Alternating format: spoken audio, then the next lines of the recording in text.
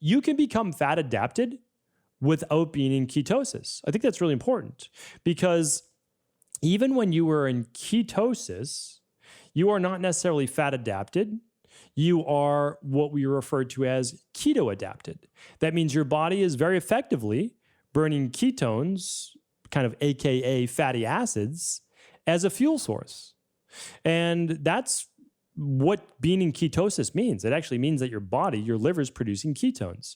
Okay, so that means you're burning those as fuel. Well, the interesting thing, just to share with you this, that let's say you put exogenous ketones in your body, right? So there's nutritional supplements where you can put ketones in your body. And sometimes people use those because they gives them a boost in brain power, et cetera, et cetera. Okay, I won't get into that today. But what that means is that you don't need to break down then more body fat. And most people have never been told that.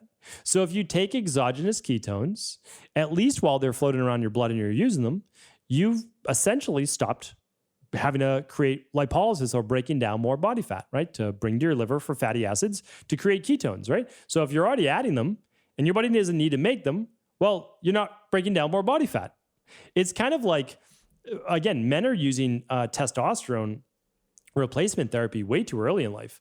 Maybe you're mid 60s, maybe at a very small dose to get you back to like 25 years old. Maybe in our practice, we see the majority of men able to just use certain supplementation lifestyle protocols to get their testosterone high enough. But anyway, again, that's a topic for another day. We'll get to that. So what I share with you is this though. If you take exogenous testosterone from outside your body, you take a testosterone hormone, your body's going to stop producing testosterone. It's the same thing. You're just not going to burn body fat if you're taking in excess ketones.